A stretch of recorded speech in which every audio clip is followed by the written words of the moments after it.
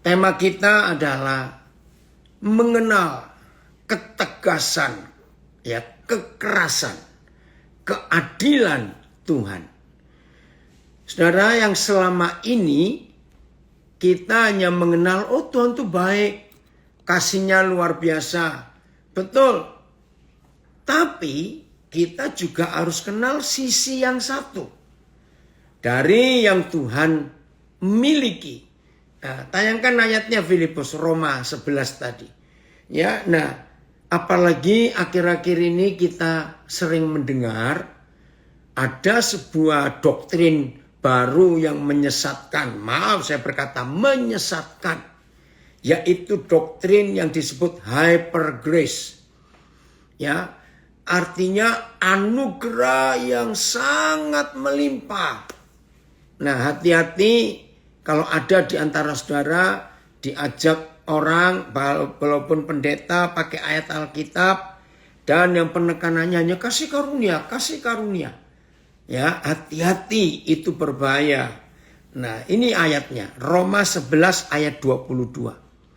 Sebab itu perhatikanlah kemurahan Tuhan dan juga kekerasannya.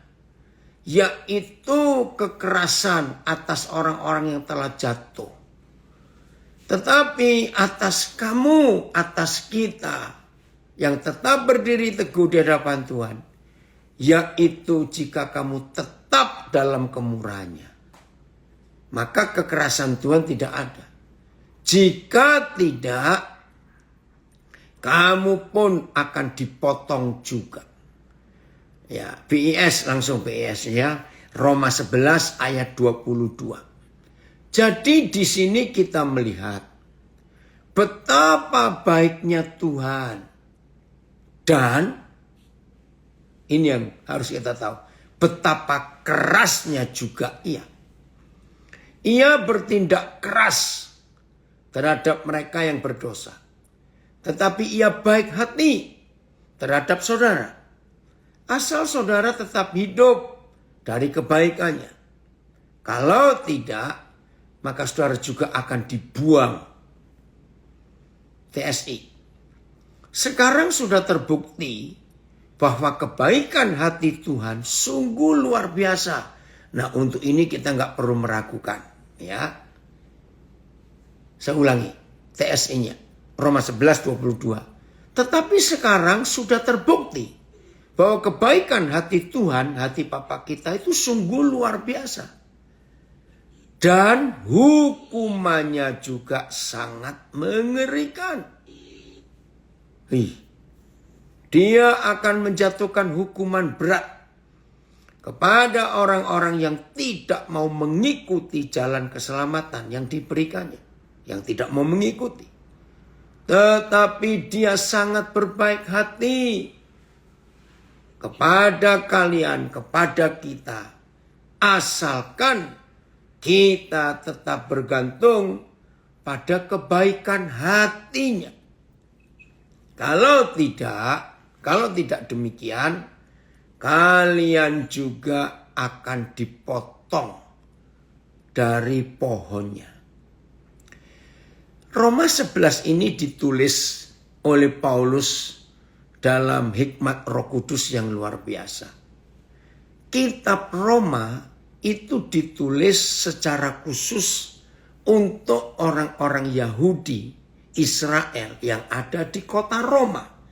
Kota besar. Roma itu kota besar sejak zaman dulu. Jadi sejak zaman Tuhan Yesus, Roma itu sudah kota besar. Nah, di antara negara-negara yang ada perantauan orang Yahudi, maka di Roma ini paling banyak. Nah, di situ Paulus menemukan ada orang-orang Yahudi, maaf ya kalau saya pakai istilah, mereka paling dekat dengan Tuhan Yesus. Ya karena memang Tuhan Yesus kan dari secara keadaan berasal dari Yahudi Israel. Nah, karena mereka merasa satu suku, satu bangsa dengan Tuhan Yesus, maka mereka hidup seenaknya. Yang penting kan kami sudah melakukan hukum Taurat. Nah saudara, itu yang membuat Paulus nulis surat Roma. Nah kalau saudara baca, kan di situ Paulus menulis ada pohon zaitun asli dan ada pohon zaitun hutan. Nah demi kemurahan Tuhan, zaitun asli itu dipotong dahannya karena memberontak. Lalu pohon zaitun hutan, yaitu saudara dan saya. Nah, karena pohon zaitun asli, yaitu orang Yahudi, menolak kehadiran Tuhan Yesus, maka mereka dipotong. Nah, Tuhan melihat kita ini pohon zaitun hutan liar. Dipotong lalu disetek. Bukan dicangkokkan, diseteknya sekarang itu. Di pokok zaitun asli. Nah, kita dapat hidup di situ. Jadi Roma 11 itu menyatakan Tuhan itu tidak mengenal istilahnya pandang bulu, ya, salah. Jadi orang-orang Yahudi di Israel, di kota Roma itu diingatkan Tuhan lewat Paulus. Jangan kamu sombong. Mentang-mentang kamu orang Yahudi, lalu bisa hidup seenaknya. Tidak. Tuhan itu kasihnya enggak habis-habis. Tapi kamu jangan lupa, kata Paulus kepada saudara-saudaranya orang Yahudi. Kalau kamu tidak hidup dalam kemurahan dan ketaatan, kamu pun akan dipotong juga. Nah, itu latar belakangnya. Kita buka sekarang Kolose 3 ayat 25. Jadi istilahnya Tuhan itu enggak KKN, enggak kenal koneksi, enggak kenal kolusi, enggak. Ya, lihat ini. Kolose 3 ayat 25. Ya. Roma 11 ayat 22, Senta. Ya, Roma 11 ayat 22. Ini ada yang terlambat masuk. Ya, lagi sekali Roma 11 ayat 22. Nah sekarang kita baca Kolose 3 ayat 25. Oh sebentar, dari Banjar ada tanya. Apakah dosa yang tidak bisa diampuni Tuhan? Contoh membunuh orang atau aborsi. Asal bertobat. Ya pertanyaannya ini. Maka itu ketika Tuhan Yesus bertemu dengan seorang perempuan yang ketangkap basah berbuat dosa. Ingat kalimat terakhir. Kalau mereka tidak menghukum kamu, aku pun tidak menghukum kamu. Tapi matikan zoomnya speakernya. Nah, lihat kata Tuhan Yesus kepada perempuan itu. Kalau mereka tidak menghukum kamu, aku pun tidak menghukum kamu. Pergilah, tapi jangan berbuat dosa lagi. Nah, itu kuncinya. Oke, sekarang kita lihat Kolose 3:25. Barang siapa berbuat kesalahan, ia akan menanggung kesalahannya itu. Karena Yahweh Tuhan tidak memandang orang. BIS. Dan siapapun yang berbuat salah akan menanggung kesalahan-kesalahannya itu. Karena Tuhan tidak memandang muka. TSI. Tetapi ingatlah juga bahwa dia akan menghukum setiap orang yang berbuat tidak jujur. Dan penguasa kita tidak memandang muka. Tidak pandang bulu. Tidak membeda-bedakan. Nggak ada koneksi. Inilah ketegasan, kekerasan, keadilan Bapa kita di surga. Maka itu saya ulangi pelajaran Hyper Grace. Itu sangat berbahaya. Menyesatkan. Maka itu kenapa gereja-gereja yang mempercayai doktrin kasih karunia yang berkelebihan itu pasti banyak pengikutnya. Apalagi orang-orang muda. Karena diajar di situ sekali selamat tetap selamat. Waduh, mengerikan sekali pelajaran itu. Tidak. Oke, kita lihat ketegasan Tuhan, kekerasan Tuhan ini. Yeskiel 18. Mulai ayat 21. Yeskiel 18 mulai ayat 21. Anak-anak saya warga binaan dan semua anak-anak yang ikut belajar saat ini, ingat, Tuhan gak kenal koneksi. Salah, benar. Dan Tuhan gak kompromi. Oke? Yeskiel 18 mulai ayat 21. Agak panjang Filipus pembacaan ini. Kita lihat ya. 21. Ya. Tetapi jikalau orang fasik bertobat, orang jahat bertobat, orang berdosa bertobat dari segala dosa yang dilakukannya dan berpegang pada segala ketetapanku, kata Tuhan, serta melakukan keadilan dan kebenaran. Ini orang fasik ya, orang jahat, orang berdosa tapi bertobat. Ia pasti hidup, tidak akan mati. Segala durhaka, ayat 22, Yeskiel 18. Segala durhaka yang dibuatnya tidak akan diingat-ingat lagi terhadap dia. Terima kasih Tuhan. Terima kasih Bapak, ada hukum yang luar biasa. Kita ini semuanya penjahat. Kita ini semua orang berdosa. Tetapi Tuhan mengampuni. Oh, ini dari Binuang Krayan Tengah. Siapa ya? Elizabeth Ratnawati. Oke. Puji Tuhan di Binuang. Bisa ada sinyal untuk belajar. Ya, Binuang itu ibu kota Kecamatan Krayan Tengah. Daerah pedalaman di Kalimantan Utara. Saya ulangi lagi, kalau kita bertobat, orang jahat, penjahat ini ya. Yeskiel 18:22, segala durhaka yang dibuatnya tidak akan diingat-ingat lagi terhadap dia. Ia akan hidup karena kebenaran yang dilakukannya. Oh, ada tambahan ayat. Filipi 2:12. Hai saudara-saudaraku yang kekasih, kamu senantiasa taat. Karena itu tetaplah kerjakan keselamatanmu dengan takut dan gentar. Amin. Jadi nggak ada. Kalau sekali selamat tetap selamat. Tergantung kita. Mau mengerjakan keselamatan kita dengan takut dan gentar kepada Tuhan atau tidak. Itu Filipi 2:12. Ayat 23.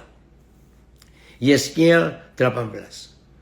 Apakah aku berkenan kepada kematian? Dari Cibinong sudah keluar apa? Karena mau dipakai tempatnya LP Cibinong. Ayat 23 Yeskiel 18. Apakah aku berkenan kepada kematian orang fasik? Oh, hati Papa kita di surga itu enggak sekejam ini. Kalau ada orang fasik bertobat, Tuhan tidak rela. Ya, saya ulangi. Apakah aku berkenan kepada kematian orang fasik? Demikianlah firman Yahweh Tuhan. Bukankah kepada pertobatannya supaya ia hidup? Saudara, ini hati Papa kita. Ada orang berdosa, dia tetap sayang, tapi harus ada pertobatan. Ya, ayat 24. Nah sekarang ini orang benar.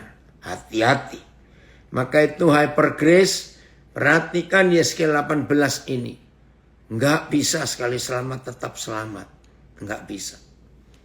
Jikalau orang benar berbalik dari kebenarannya dan melakukan kecurangan seperti segala kekejian yang dilakukan oleh orang fasik, apakah ia akan hidup?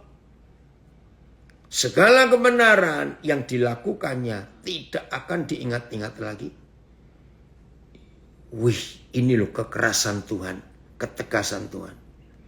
Ia harus mati karena ia berubah setia dan karena dosa yang dilakukannya. Ini yang dikatakan Kolose 3:25 tadi, Tuhan gak pandang rupa, Tuhan gak pandang bulu. Nggak apa-apa nak, baru gabung nanti bisa didengar lagi ya di Zoom, di Instagram, Facebook yang telat ini. Coba ayat 24, Filipus bukakan terjemahan yang lain. Ya, Yeskiel 18 ayat 24 ini. Nah, khususnya kita hamba-hamba Tuhan, jangan kita merasa, oh aku punya koneksi dekat kok dengan Tuhan. Oh tentu baik sekali kok. Nggak bisa. Tuhan nggak akan pandang rupa. Ya. Akan tetapi ayat ketika orang benar berbalik dari kebenarannya dan melakukan ketidakadilan serta melakukan kejijikan seperti yang dilakukan orang fasik, akankah ia hidup? Semua perbuatannya yang benar yang telah dia lakukan tidak akan diingat karena ketidaksetiaan yang telah dia lakukan dan karena dosa yang telah dia lakukan, dia akan mati. PIS, ya. Tetapi kalau seorang yang baik tidak berbuat baik lagi, malahan mulai melakukan kejahatan dan segala perbuatan menjijikkan yang biasanya dilakukan oleh orang jahat, apakah ia akan tetap hidup? Tidak, kata Tuhan, tidak. Dari perbuatan-perbuatannya yang baik itu, tidak satu pun diingat lagi. Ia akan mati karena berbuat dosa dan tidak setia kepadaku. Luar biasa, saudara. Maka itu jangan pakai istilah, aku punya koneksi dekat kok dengan Tuhan. Nggak bisa. Itulah kekerasan, ketegasan, keadilan Tuhan kita. Ya. Tuhan tidak akan menghitung hebatnya pelayanan kita. Enggak. Terus pakai kompensasi. Enggak. Salah itu salah. Tuhan tetap akan melaksanakan keadilannya. Itu sebabnya saudara, dalam hidup kita ini, ayo kita dengan serius ya mengerjakan apa yang Tuhan percayakan buat kita. Bukan semau kita, bukan seenak kita, tidak. Ya, jadi itulah keadilan Bapa kita di surga dalam hidup kita. Maka itu berkali-kali yang dia minta, ketaatan kita. Lanjut, ayat 25. Yeskiel 18, ayat 25. Terus Israel membantah. Israel protes. Tetapi kamu berkata, sudah salah berani nyalakan Tuhan lagi. Itulah orang yang tegar tengkuk. Ya. Tetapi kamu berkata, tindakan Tuhan tidak tepat. Dengarlah dulu, hai kaum Israel. Apakah tindakanku yang tidak tepat?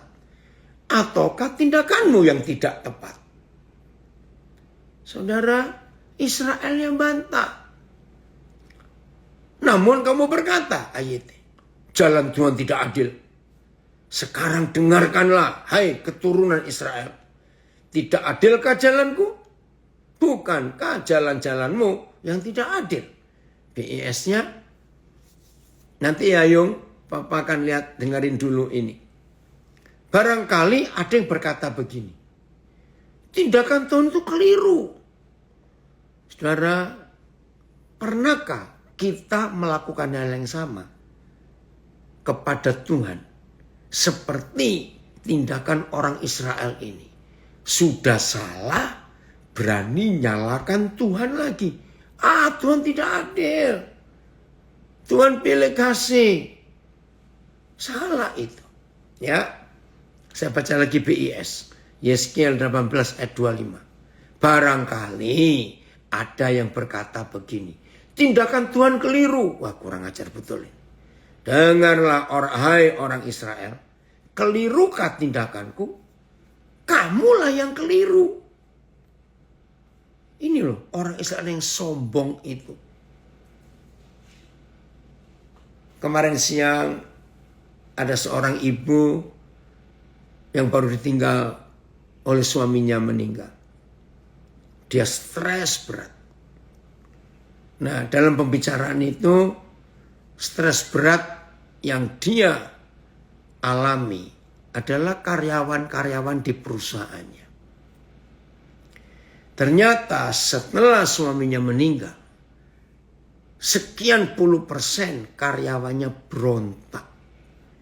Dan pemberontakan mereka dengan kalimat yang sama. Ibu memimpin kami tidak seperti bapak. Nah, itu membuat dia makin stres. Oh maaf, ini Binuang dari Kalimantan Selatan. Maaf, oh ada. Karena di Kerayan juga ada desa namanya Binuang. Baik, terima kasih. Saudara, nah, dia marah. Dia bilang, saya nggak suka kalau mereka membanding-bandingkan saya dengan kepemimpinan suami saya. Wah, saya kan nggak kenal suaminya. Ya, betul. Orang Belanda dari Bandung berkata, saya sangat benci kepada orang yang sombong. Tuhan juga, itu Tuhan kita. Nah, kan saya nggak kenal suaminya. Jadi saya nggak tahu bagaimana model kepemimpinan suaminya. Lalu anaknya yang menjelaskan ke saya. Begini Pak keadaannya. Oh, baru tahu. Nah, ternyata ibu ini memimpin dengan kesombongan. Saya nggak suka orang itu jalannya nggak lurus. Saya nggak suka orang itu menipu. Saya nggak suka dibohongi. Maka itu, sebelum karyawan lama ini keluar, nah terus anaknya itu manggil saya untuk nolong. Saudara, jadi masalahnya sederhana. Ibu ini sombongnya luar biasa secara rohani. Dia itu Kristen yang sangat ngerti Alkitab. Dengar, ngerti dengan kenal itu beda. Ketika dia ngomong dengan saya, dia tunjukkan ayat ini. Nah, harus begitu, harus begini. Saya bilang semuanya betul. Tapi tahu nggak ibu salahnya di mana? Ibu merasa aku ini orang lurus, aku ini orang jujur, aku ini orang benar.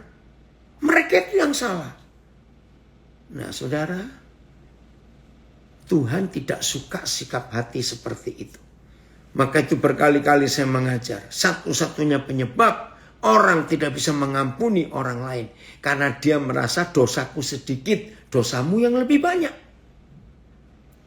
Nah, dengan pelajaran hari ini. Dengar ya. Saya berkata tegas pada ibu itu kemarin. Jadi di mata Tuhan, ibu ini orang berdosa. Wih, dia kaget. Saya ini lurus kok. Saya ini gak pernah nyakitin orang. Saya itu baik pada orang. Ya terang aja baik. Karena dia selalu memberi batas. Ya, orang-orang yang gak mau disentuh hidupnya oleh orang lain. Itu orang paling sombong sedunia. Catat. Ya bagaimana orang itu akan punya masalah. Karena dia membatasi diri. Semuanya dibatasi. Ini wilayahku. Kamu jangan masuk ke sini. Ini orang paling sombong. Orang kayak begini temannya dikit. Ya karena dia gak mau bergaul. Capek sendiri orang seperti itu. Maka itu periksa diri kita. Ya itulah Israel. Sombongnya luar biasa. Mentang-mentang dia satu suku dengan Tuhan Yesus. Lalu mereka bisa nyalakan Tuhan seenaknya. Akhir daripada pertemuan dengan ibu itu kemarin. Kalau ibu gak mau berubah, ibu akan stres. Dan memang sudah stres berat hidupnya. Karena dia khawatir gimana perusahaan ini. Kalau gak dijalankan, nanti hidup keluarga bagaimana.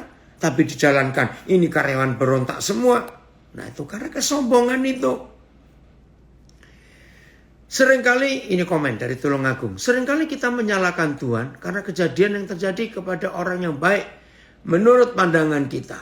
Tetapi Tuhan mengenal hati setiap orang. Ampuni kami Tuhan yang sok tahu ini. Betul. Maka itu kita harus berubah. Dari Banjar. Banyak orang seperti itu sekarang.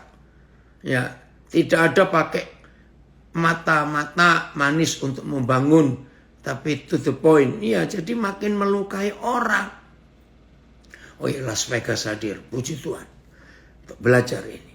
Nah, jadi saudara, ayo kita berubah. Oh, ada komen dari Jambi. Kebayang dengan kamar pribadinya, pagar pembatasnya setinggi dan setebal apa? Iya, ada orang yang nggak mau urusan dengan orang lain. Ya, orang sombong itu sudah salah tapi merasa benar. Mencari alibi menyalahkan orang lain. Betul sekali. Maka itu orang yang susah mengampuni. Ya, 1 Yohanes menuliskan. Orang yang susah mengampuni orang lain. Itu orang paling sombong. Karena dia merasa dosaku dikit. Dosamu yang banyak. Maka itu aku nggak perlu pengampunan banyak-banyak. Wih, sombong sekali. Itu ya. Jadi hari ini kita harus berubah. Ayat 26. Yeskiel 18. Coba kita lihat. Ayat 26. Betul. Komen dari Surabaya. Kasih Tuhan tidak perlu diragukan. Tapi Tuhan tidak pandang rupa. Siapa berdosa? Karena upah dosa itu maut. Betul. Tapi karunia Tuhan hidup yang kekal. Ya. Kalau orang benar berbalik dari kebenarannya dan melakukan kecurangan sehingga ia mati. Ya, ia harus mati karena kecurangan yang dilakukannya. Ayat. Jika orang benar berbalik dari kebenarannya, lalu melakukan kejahatan dan mati karena kejahatan dilakukan, dia akan mati karena kesalahan yang telah dilakukannya. PS.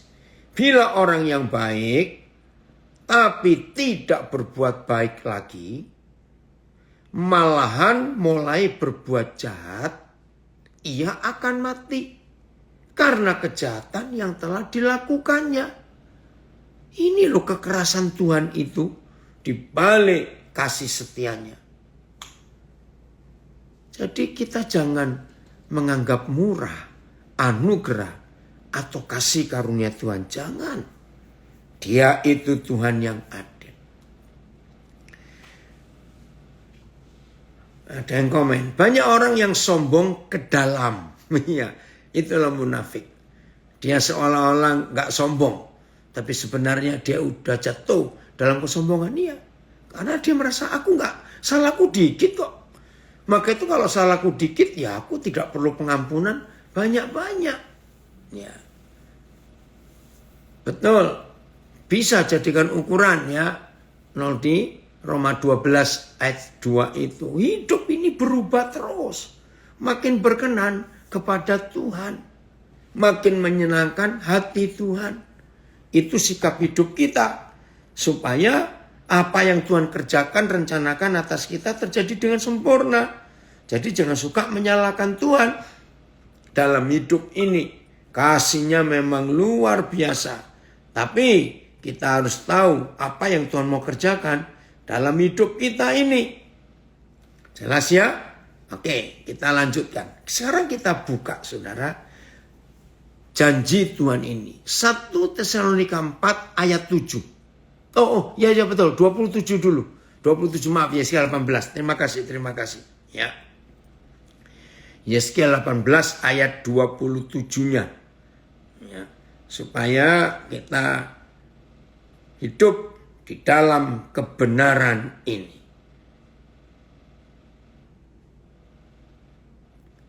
Sebaliknya. Nah, ini kata sebaliknya. Sebaliknya. Kalau orang fasik bertobat dari segala kefasikan yang dilakukannya, terima kasih Papa, kasih-Mu itu luar biasa. Ya, terima kasih. Kasih Tuhan sangat hebat untuk hidup kita, orang-orang benar ini.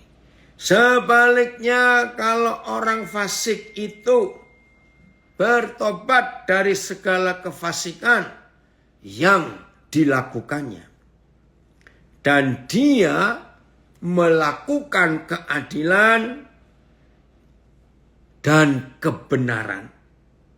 Dengarkan, Papa kita hebat.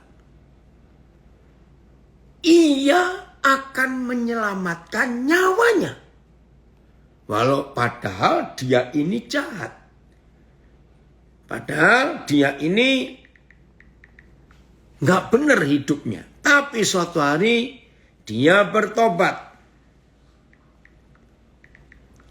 Maka itu kita harus hidup dengan benar. Jangan seenak kita. BIS langsung. Ayat 27. Ya, BIS langsung.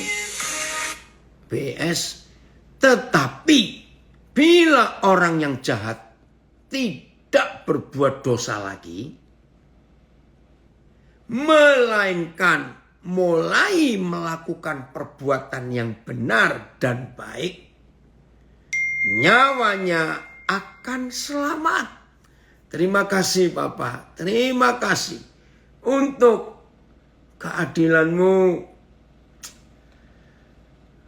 Ada yang tanya, kalau ada orang yang aktif di gereja, sering membantu di gereja, tapi punya sifat angkuh dan rasa sedikit-sedikit tidak suka sama orang lain, ya, dan punya rasa benci ke orang, apakah kebaikannya dipandang? Enggak, jelas tidak. Orang seperti itu hanya pura-pura sok baik, sok benar. Tapi itu kebencian Tuhan. Tapi kita tidak boleh menghakimi.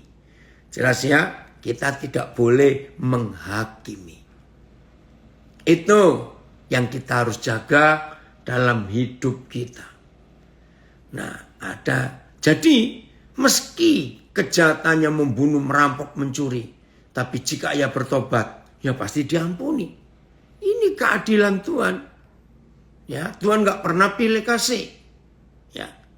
Maka itu kalau kita lihat ya, dosanya Yudas dengan dosanya Petrus. Saudara, ternyata dosanya Petrus itu jauh lebih besar daripada dosanya Yudas. Loh, kenapa dosa Petrus lebih besar ya daripada dosanya Yudas? Ya karena dosa Yudas itu bisa diterimalah karena dia yang dipakai oleh iblis untuk menyalibkan Tuhan Yesus. Betul? Tapi kalau dosanya Petrus nggak bisa ditoleransi. Dia murid kesayangan, ternyata dia menyangkal. Ya, dia menyangkal. Maka itu dia secara hukum Petrus itu lebih berat. Tapi faktanya, kenapa Yudas mati bunuh diri? Tapi Petrus diampuni. Bahkan pengampunan Petrus itu tidak main-main. Pengampunan Tuhan untuk Petrus. Gembalakan domba-dombaku. Saudara tahu nggak? Kalau pertobatan itu menghasilkan hal yang luar biasa. Apa arti kata gembalakan domba-dombaku? Ingat peristiwa di pinggir Danau Galilea di Yohanes 21. Itu dahsyat saudara. Ternyata Tuhan Yesus mengangkat Petrus begitu tinggi. Dengar, kan Tuhan Yesus harus balik ke surga. Nah kalau Yesus harus balik ke surga, terus siapa yang ngurus pelayanan di dunia? Lalu domba-domba itu diserahkan ke siapa? Ternyata Petrus itu diberi tugas yang sangat luar biasa. Yaitu menggantikan posisi Tuhan Yesus. Ini kan gila. Saya punya ilustrasi begini ya. Kalau saudara punya perusahaan sangat maju. Ya. Nah, ada yang komen ini. Jadi ingat kepada Ferdi Sambo. Semoga di masa hukumannya ia bertobat. Betul. Jadi kalau dia bertobat Tuhan ampuni. Oke, ayo kita lihat bukti yang lebih besar. Hitler. Wih, sadisnya luar biasa. Idi Amin. Mao Zedong. Itu pemimpin-pemimpin yang kejam dan sadis. Membunuh rakyat enak sekali. Pol Pot yang ada di Mana itu Kamboja. Aduh, ngeri sekali. Seandainya, nah ini ngomong seandainya ya, karena dia ngomong soal Verdi Sambo. Seandainya Hitler, Mao Zedong, Idi Amin, Pol Pot, siapa saja itu bertobat. Ya Pri, selamat belajar. Percayalah Tuhan pasti mengampuni. Nah, kalau ada yang protes, loh kok enak? Orang sekejam itu kok diampuni. Nah, hati-hati. Yang ngomong kok enak itu, ini orang sombong. Kenapa? Loh dosaku dikit loh. Dosanya Hitler kan banyak. Aku gak pernah bunuh orang. Hitler tuh bunuh sampai 6 juta orang. Bertobat dari kesombongan itu. Nah, jadi kalau saudara punya perusahaan, ya, terus perusahaan maju. Tiba-tiba dalam 3 bulan, mengapa penghasilan menurun? Dropnya sangat dalam. Loh kok aneh? Setelah diusut, saudara mengetahui ada karyawan kepercayaan saudara yang melakukan kejahatan. Menyangkal. Petrus menyangkal Tuhan Yesus. Ternyata langganan-langganan perusahaan saudara itu ditelepon oleh karyawan kepercayaan saudara. Bilang, jangan beli barang di sini. Ternyata ini produknya palsu. Oi, Busak, apa kabar? Ini anak kami yang dari Miri. Kalian di Miri atau di Lawas? Ya. Gimana Simpson? Anak-anak bagaimana? Ya. Saudara, ketahuan. Ternyata karyawan kepercayaan saudara ini yang menyangkal. Memberitahu langganan-langganan. Saudara, luar biasa. Oke, Pasuruan gabung lagi, puji Tuhan. Nah, setelah ketahuan, belum sempat diurus, karyawan ini langsung resign, mengundurkan diri. Ya udah, buat saudara yang punya perusahaan, kalau karyawan mengundurkan diri, enak toh, nggak ada pesangon. Ya udah, walaupun ini rugi, ya keadaan ini rugi. Akhirnya perusahaan saudara bangkit lagi. Berapa waktu kemudian, karyawan yang mengundurkan diri dan membuat perusahaan saudara rugi, itu balik melamar lagi untuk bergabung dengan perusahaan saudara. Ayo, untuk ini saya minta tolong jawab di Zoom, Instagram, Facebook. Kira-kira saudara terima lagi atau tidak? Enggak apa-apa, kita diskusi. Ayo tulis di Zoom, Instagram, Facebook. Kira-kira karyawan kayak begini kalau dia minta kerja lagi dengan saudara, diterima atau tidak? Tidak. Oh, dari Pasuruan. Ya. Ayo. Tidak. Dari IG. Oh, hanya lapas perempuan Martapura. Diterima. Oh ya. Elizabeth Tan. Diterima. Enggak lah. Gitu ya. Tidak terima lagi. Betul. Rata-rata tidak terima. No way. Dari Washington DC. Ya ngapain? Sudah merugikan perusahaan, nyangka lagi. Gak, Koden. Ya ada yang komen, enggak mau terima. Penduduk Indonesia kan masih banyak, cari yang lain. Oke, rata-rata tidak. Kita lihat, dari Lembang juga bilang tidak, dari Palu bilang tidak. Dengar ya, ini yang luar biasa. Oh, dari Jambi bilang ditatar dulu, baru diterima. Ya, kalau toh diterima ya jadi OB aja dulu. Betul nggak, office boy? Ya, ada yang Gerai Karangasem, usir saja. Ayo hari ini kita belajar. Tidak begitu Tuhan Yesus. Pagi itu pertama kali Petrus jumpa gurunya setelah pertobatan. Oi, Craig, kamu ini ikut belajar. Opa senang sekali. Ini cucu saya, Craig namanya, ikut belajar. Oke ya. Cece di mana, Craig? Ikut belajar juga enggak? Oke ya. Oh, Ridwan, saudara dari Hamburg, Jerman, diterima. Oke ya. Padahal kita merugikan perusahaan kerajaan surga, tetap diterima. Ya, Dari Tulungagung turun jabatan. Ya. Petrus membajak karyawan-karyawan terbaik Tuhan Yesus. Yang harusnya menjalan manusia diajak kembali bisnis iwak. Betul. Ini yang Tuhan Yesus lakukan kalau ada pertobatan di hidup kita. Diterima. Dan diterimanya enggak cuma sekedar diterima. Tetapi posisinya dinaikkan dari jabatan sebelum dia resign.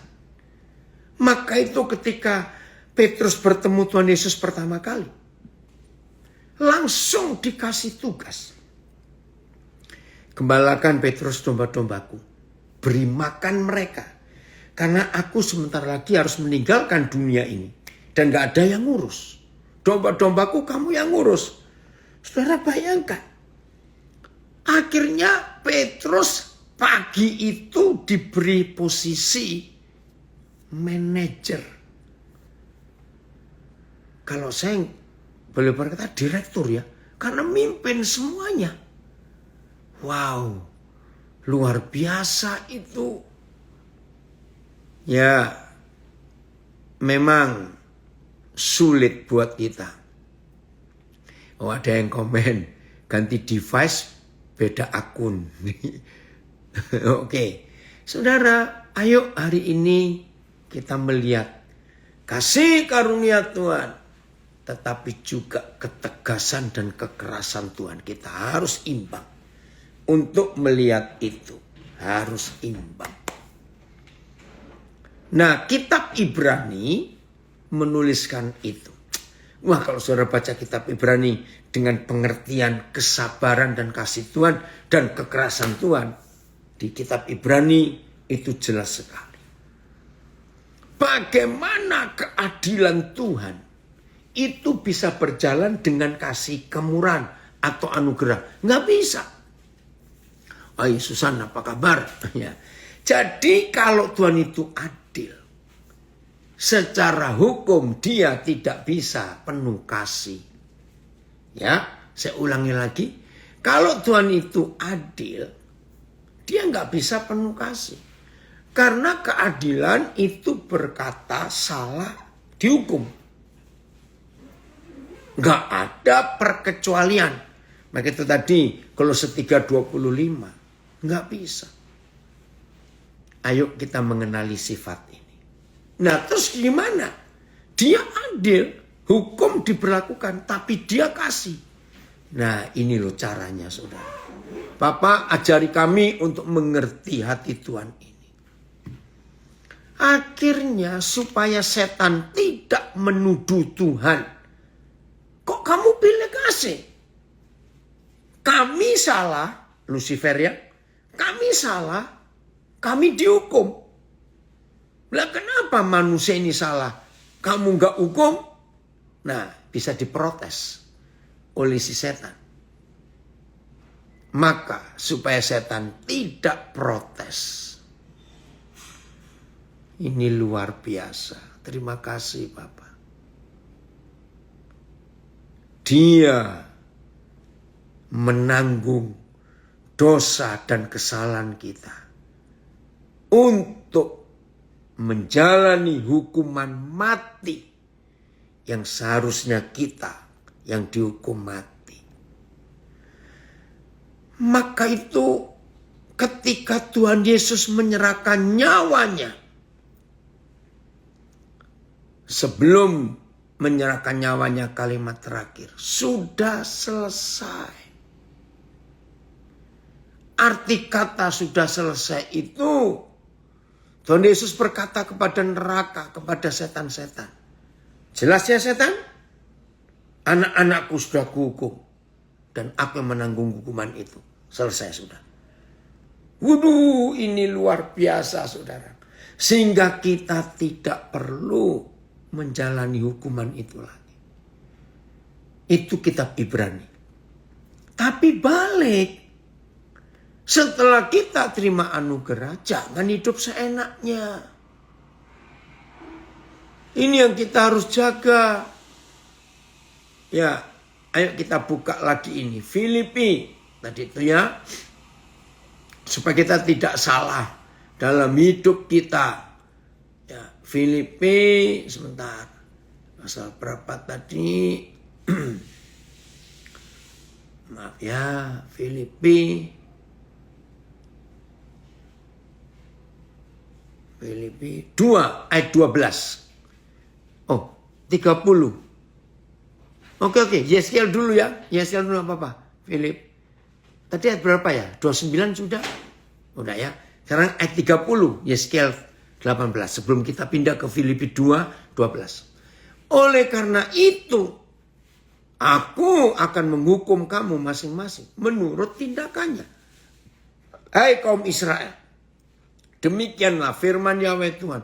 Bertobatlah dan berpalinglah dari segala durhakamu, supaya itu jangan bagimu,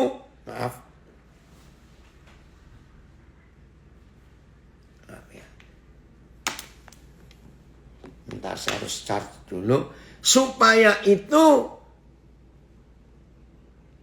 jangan menjadi bagimu batu sandungan, ya, yang menjatuhkan kamu ke dalam kesalahan. Ayat 30-nya ini ya. Karena itu aku akan mengadili kamu. Oh Tuhan, terima kasih. Inilah keadilan Tuhan. Betul, dan komen, aduh kasihan Tuhan Yesus. Betul, itu karena kejahatan kita dia tanggung. Supaya setan gak menuduh. Kamu kok pilih kasih. Aku salah kamu hukum. Anak-anakmu salah kok gak dihukum. Yesus mengganti. Karena itu ayat 30 ayat Yeskiel 18. Aku akan mengadili kamu. Hai keturunan Israel. Masing-masing menurut jalan-jalannya. Firman Yahweh Tuhan. Bertobatlah. Dan berbaliklah dari semua pelanggaranmu. Supaya kesalahanmu tidak akan menjadi batu sandungan bagimu. BIS. Yahweh yang Maha Tinggi berkata. Hai orang-orang Israel.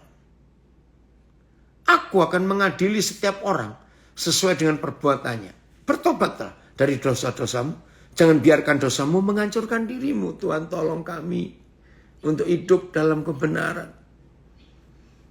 Betul, komen dari Lembang.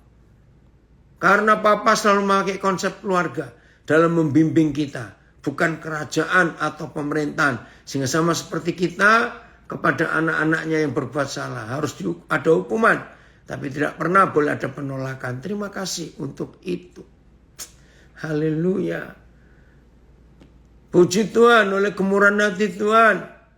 Kami boleh dipertemukan dengan pengajaran sharing. Ya. Sebab sebelumnya kami berada di pengajaran hingga kami berdua sangat-sangat bersyukur sekali kepada Bapa di surga. Ya, menemukan kami, menggiring kami berdua pada pengajaran-pengajaran yang benar. Puji Tuhan untuk semua itu. Jadi inilah anugerah Tuhan. Ya, amazing ya. Greg, Opa senang sekali kamu ikut belajar ini. Nah, sampai di sini kita bisa tahu betapa Papa kita ini hebat. Oke, Filipi 2:12. Ayo kita lihat ini. Betul ya? Yang dari Tegal, supaya kita sadar dan bertobat. Enggak hidup seenaknya saja. Hai saudara-saudaraku yang kekasih, Filipi 2:12. Kamu senantiasa taat. Karena itu tetaplah kerjakan keselamatanmu dengan takut dan gentar. Jadi nggak boleh santai. Setelah diselamatkan nggak boleh santai. Bukan saja seperti waktu aku masih hadir. Apa sih artinya kalimat ini? Namanya manusia. Kalau ada pimpinan kita, ada gembala kita, kita pura-pura hidup benar. Tapi kalau nggak ada, kita bisa seenaknya. Nah, tapi sekarang ada nggak ada pimpinan gembala kita, ada CCTV. Jangan lupa istilah itu. Nah, Paulus itu memuji jemaat Filipi. Jadi walaupun kami hamba-hamba Tuhan tidak ada di antara kamu, ternyata kalian itu tetap mengerjakan keselamatan kalian dengan takut dan gentar. Yosia, akhirnya kamu akan kuliah di mana ini? Ya, nanti lihat. Terus, tetapi terlebih pula sekarang waktu aku tidak hadir. BIS-nya ayat ini, coba BIS-nya. Kita lihat. Oh, ada TS-nya juga ya. Sebab itu saudara-saudara yang tercinta, sebagaimana kalian selalu taat kepada saya pada waktu saya berada di tengah-tengah kalian, maka lebih-lebih sekarang pada waktu berjauhan, hendaklah kalian tetap taat kepada saya.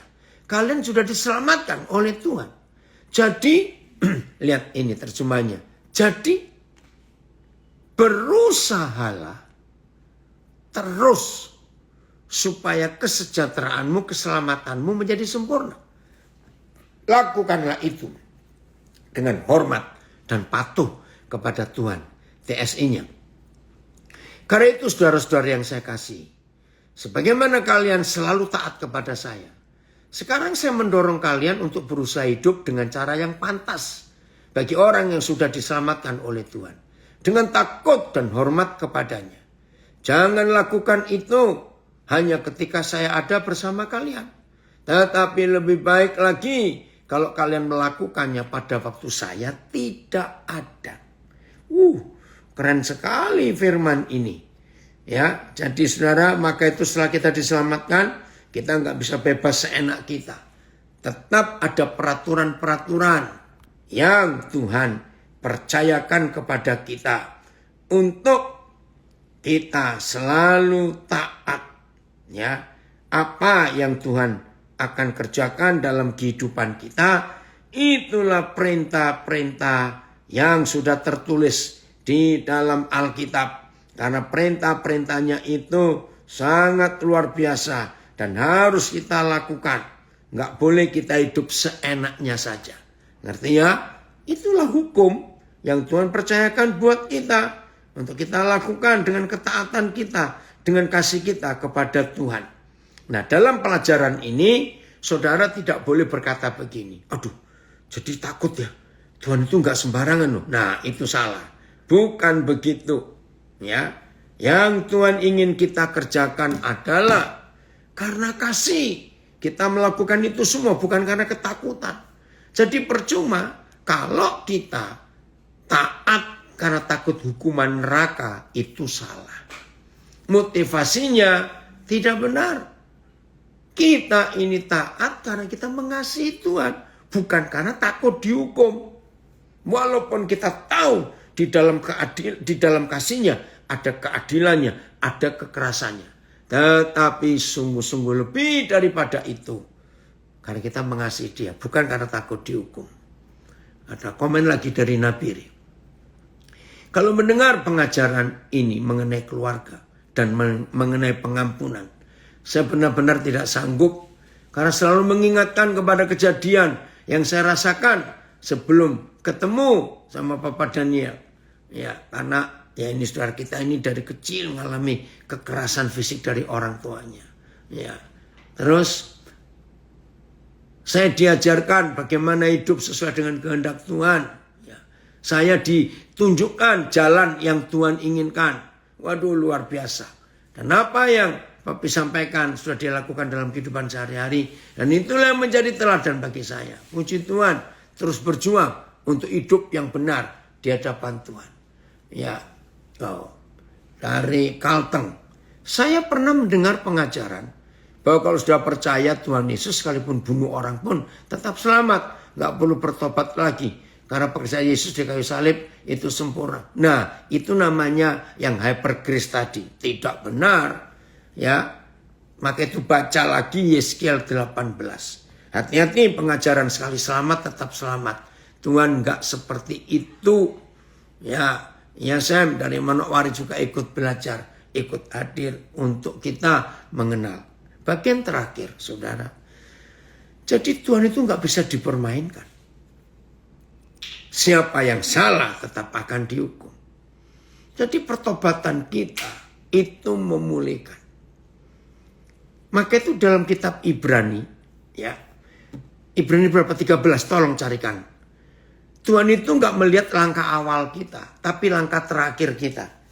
Ayo tolong bantu saya di Ibrani berapa itu ya.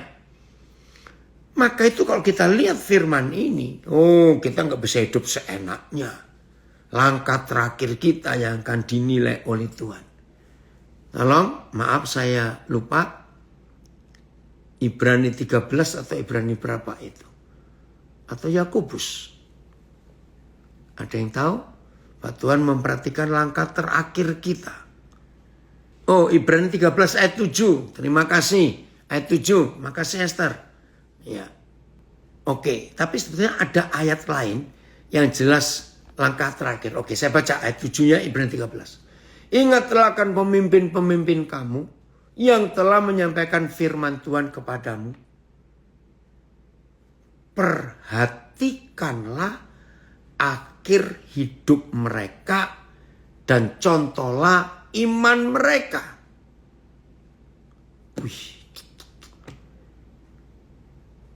BIS.